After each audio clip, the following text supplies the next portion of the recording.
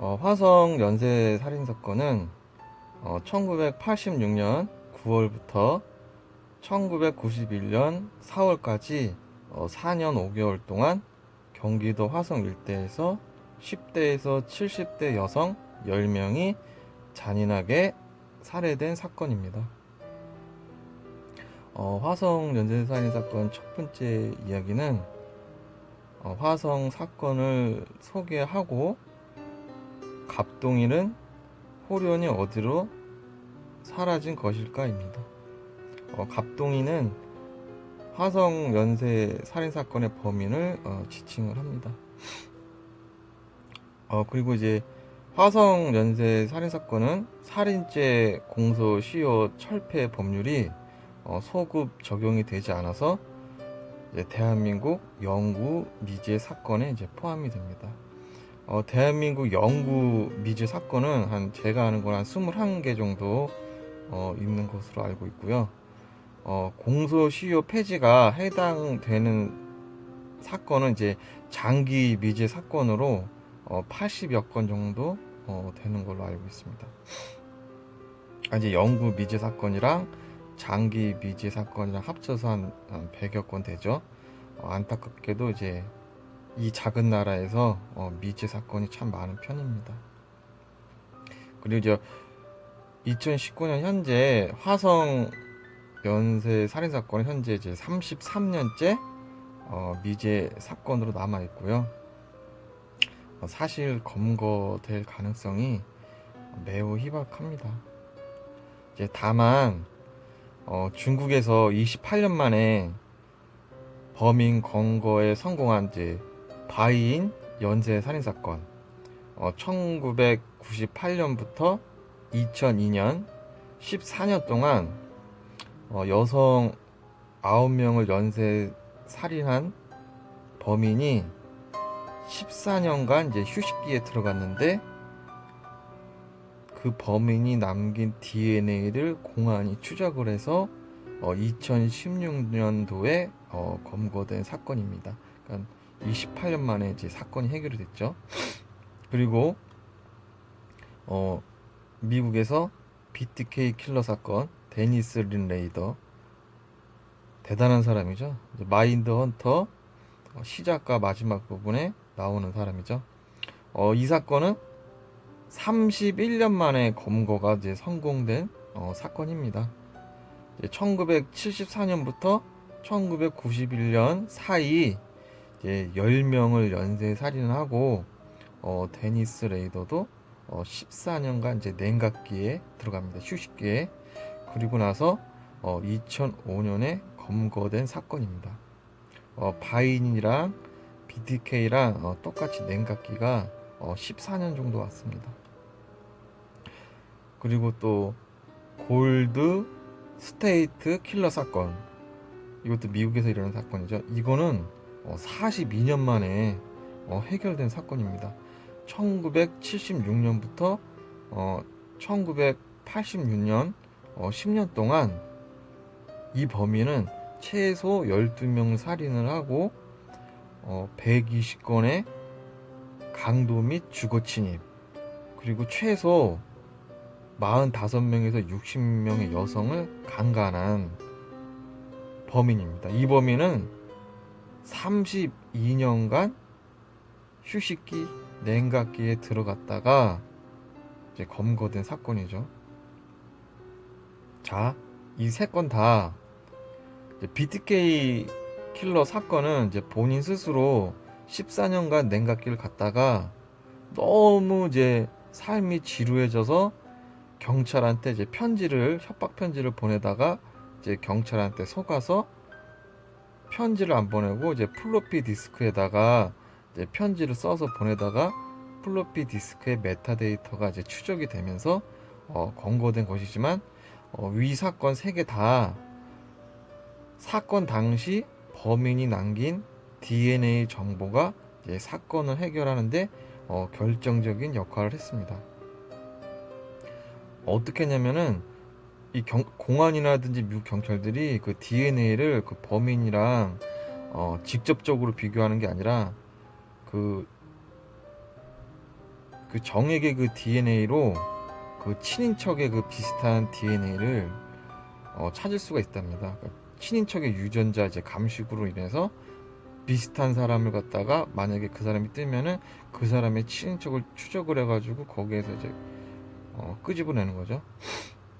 수사망을 좁혀서 이렇게 28년, 31년, 42년 만에 해결된 사건들도 있기 때문에 대한민국의 영국 미제 사건인 33년 미제 사건인 화성 연쇄 살인 사건도 해결될 수 있다라는 신랄 같은 희망으로 일반인인 저 같은 사람도 이제 유튜브를 통해서 화성 연쇄 살인 사건에 대해서 이제 조금씩 이야기를 해보겠습니다.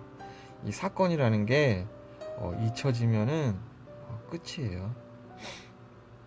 자, 화성 연쇄 살인 사건 이 개요에 대해서 한번 얘기해 드릴게요. 이제 검색을 해 보시면은 사건 일지가 나와요. 사건 일지가 나오는데 총 1차에서 10차 사건이 있습니다. 그런데 이제 1차에서 이 10차 사건, 이 10개의 사건이 모두가 동일범의 소행이 아니고요. 10개의 사건 중에 8차 사건은 범인이 검거가 됐습니다. 이게 모방범죄였죠.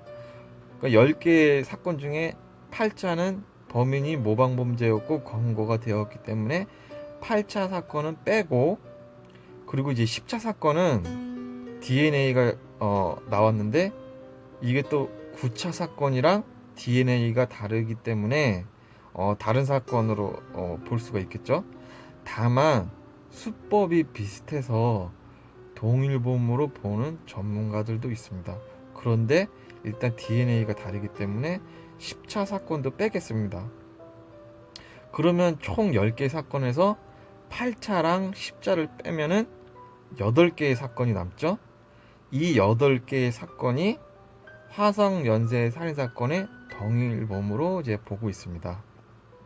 그리고 이 1차에서 이제 8차 사건이 남았으니까, 그리고 마지막 이 8차 사건 살인의 추억을 보면은 그 여중생 그 살인하는 그 장면이 있죠. 그 사건이 이 사건인데 이 사건 8차 사건에 범인의 DNA 감정서가 아직도 현재 남아 있습니다.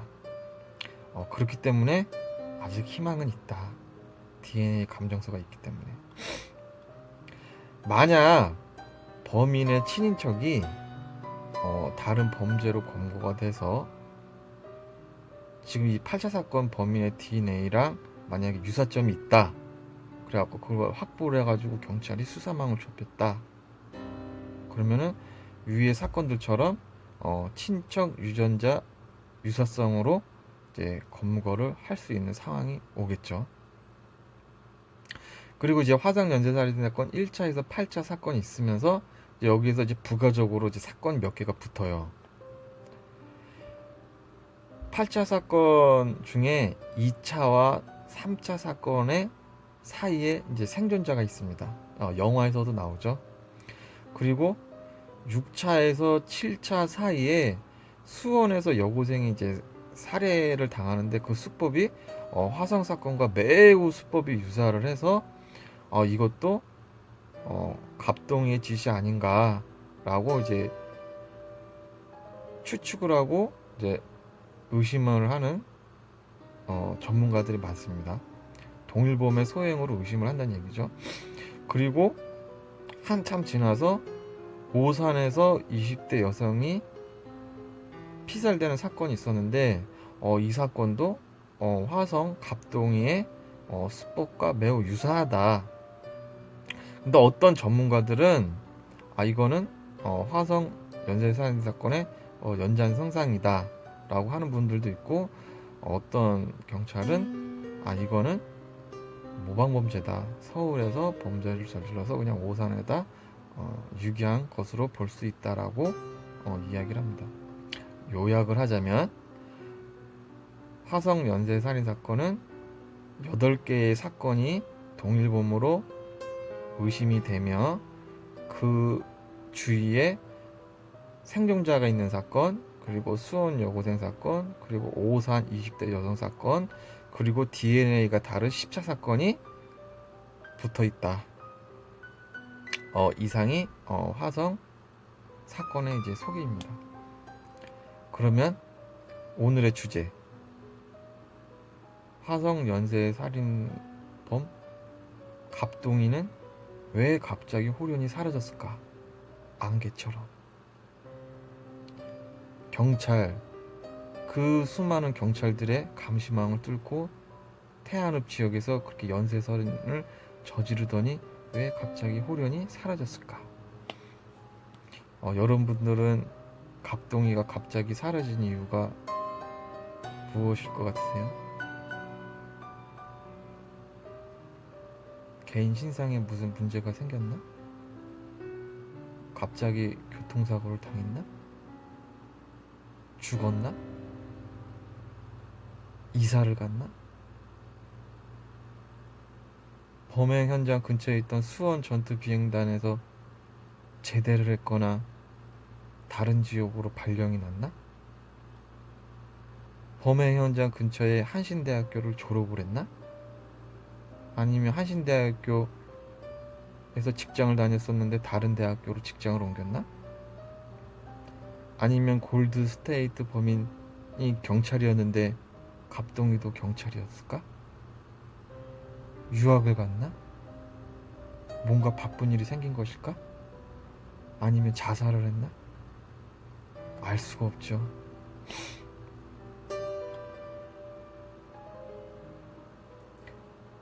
프로파일링이라는 게 검거되기 전에 아무리 해도 맞지가 않아요.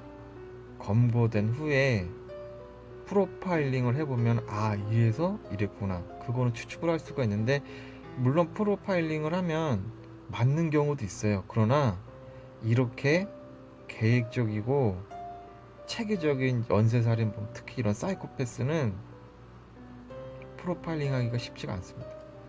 FBI에서도 프로파일링을 하면 대부분 다 틀립니다. 고정관념 때문에. 이런 짓을 저지를 사람은 학력도 낮고 가난하고 어릴 때 학대받고 그랬을 수도 있다라고 생각하는 그런 고정관념 때문에. 자, 그러면 이제 갑동이의 사건 발생 날짜를 한번 보겠습니다. 첫 번째 사건, 1986년 9월 5일에 발생을 합니다. 그리고 35일 만에 2차 사건을 저지릅니다. 그러니까 한 달 조금 지날 때까지 못 버틴 거죠. 그리고 2차 사건 이후 53일 만에, 2달 만에 3차 사건을 저지릅니다. 턴이 좀 길어졌죠. 그리고 3차 사건 2일 후에 4차 사건을 벌입니다.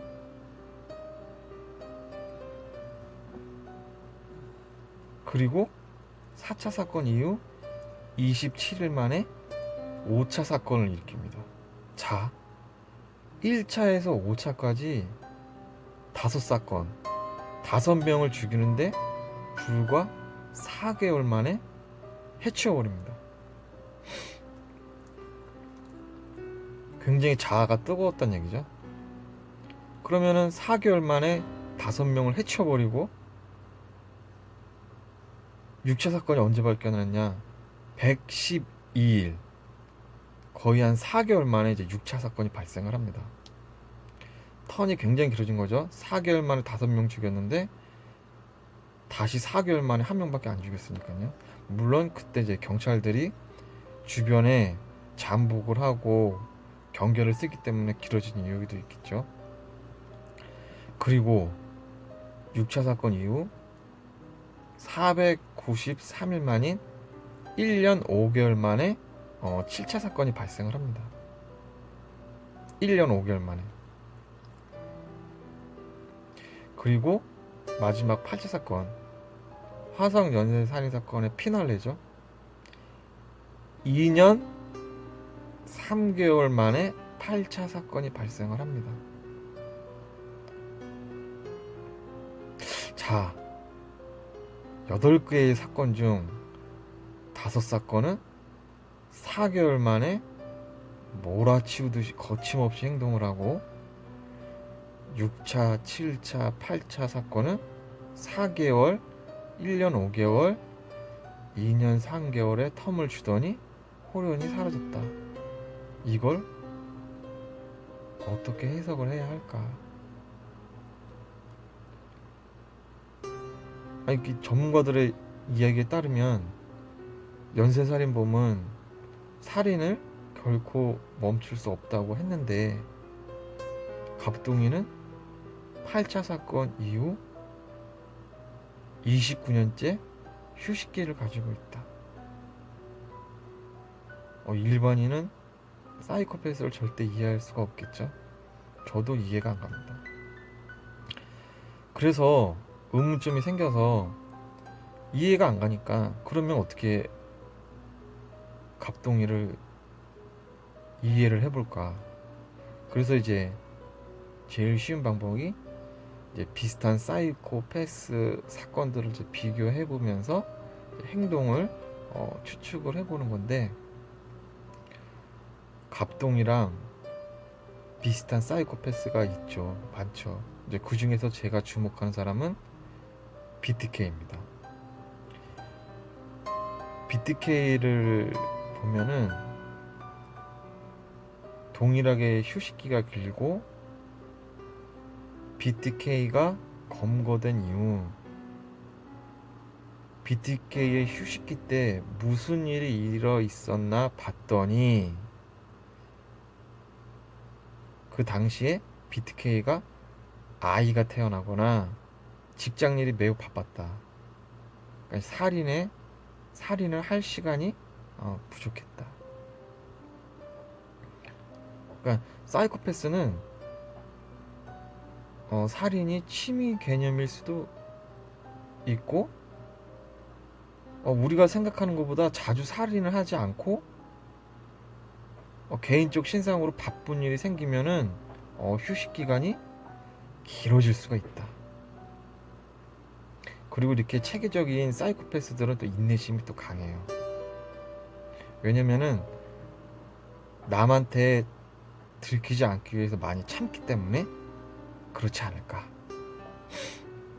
자, 그러면 우리 같은 경우는 생각하잖아요. 범죄자들은 다 이제 뭐 술 많이 먹고 담배 많이 피고 이제 불우한 삶을 살았을 것이다 라고 생각하는데, 오늘 이야기한 이 3명의 연쇄살인범들 있잖아요.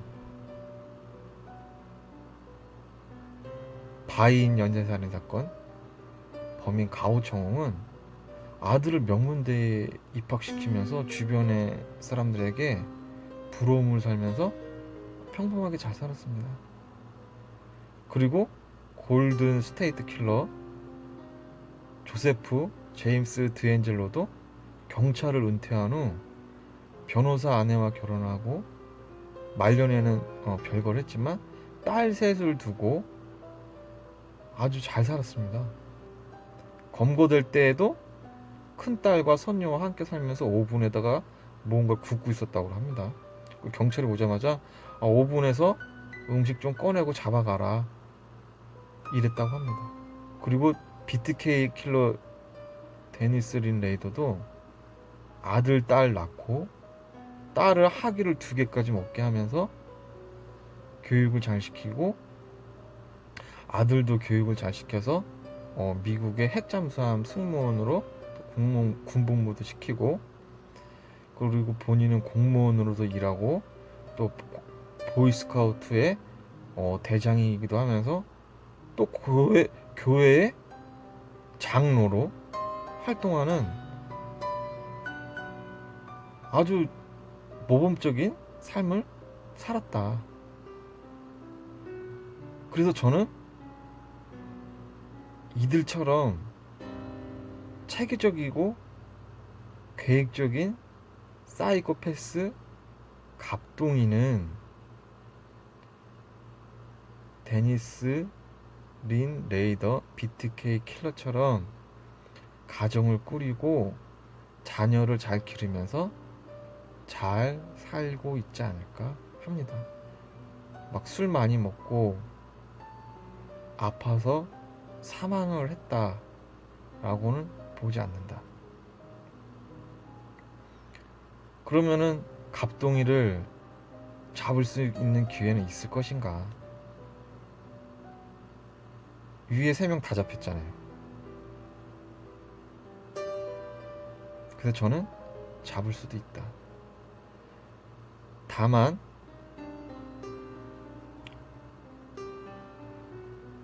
BTK처럼 노년에 마지막 은퇴 살인을 계획을 해서 갑동이가 만약에 실행을 한다면 마지막 기회가 올 수도 있겠죠.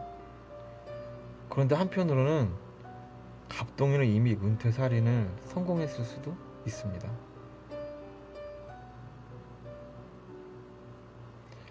여러분들은 화성 연쇄살인범 갑동이가 갑자기 호련히 사라진 이유가 무엇인 것 같나요? 저는 사고나 이런 게 아니 바빠서 애들 기르고 결혼하고 할 일이 바빠서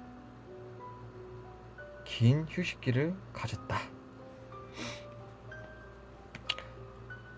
오늘 영상은 여기까지고 다음에는 화성 연쇄살인범 갑동이가 희생자를 어떻게 선택을 했을까를 한번 BTK 킬러랑 비교를 해서 영상을 만들어 보겠습니다.